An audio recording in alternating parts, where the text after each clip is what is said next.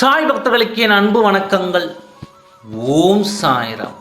என் அன்பு குழந்தையே, உன் வாழ்க்கையில் நீ யாரை பார்க்க கூடாது என்று முடிவோடு இருக்கின்றாயோ, நாளை அவர் உன்னை வந்து பார்க்க போகிறாய்.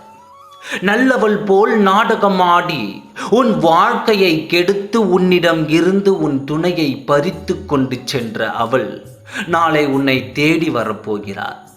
எதற்கு என்று கேட்டால் நீ அதிர்ந்து விடுவாய்.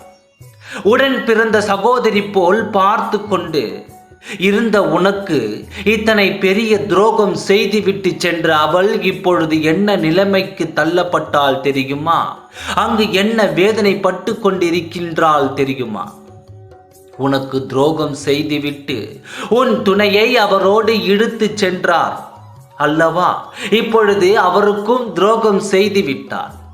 அனாதையாக விட்டாள். நடு தெருவில் அனாதையாக இருக்கும் இவள் இப்பொழுது உன்னை தேடி எதற்கு வருகிறாள் தெரியுமா? அவள் கதி என்ன ஆயிற்று தெரியுமா குழந்தையே?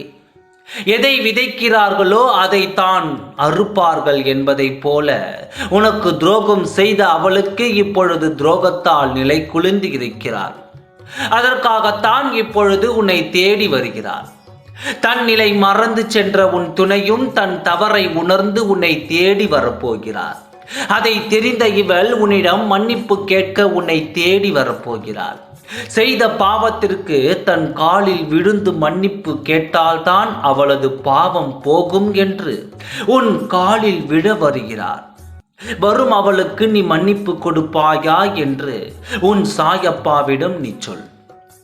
தன் நிலை மறந்து சென்ற உன் துணை உன்னிடம் மன்னிப்பு கேட்க வருகிறார். தவறை உணர்ந்த யாரும் திரும்பவும் அந்த தவறை சொல்ல மாட்டார்கள். திரும்பி வரும் உன் துணையை நீ ஏற்றுக்கொள். உன் வாழ்க்கை சிறப்பாக இருக்கும். இனி எந்த பிரச்சனையும் இல்லாமல் நீங்கள் மகிழ்ச்சியாக இருப்பீர்கள். உங்கள் இருவருக்குள் இனி யாரும் வராதபடி உன் சாயப்பா நான் பார்த்து கொள்வேன். சிதைந்து விட்டதே என்று நீ நினைத்த வாழ்க்கை திரும்பவும் உனக்கு நல்லபடியாக உன் கரங்களில் கிடைக்கப் போகிறது. இனியாவது பத்திரப்படுத்திக்கொள். நட்பு என்ற பெயரில் வந்து உனக்கு துரோகம் செய்ய காத்திருப்பவர்கள் தான் இங்கு அதிகமாக இருக்கிறார்கள். உன் வாழ்க்கையை நீயே பத்திரப்படுத்திக்கொள். நான் இருக்கின்றேன். ஓம் சாய்ராம். நன்றி, வணக்கம்.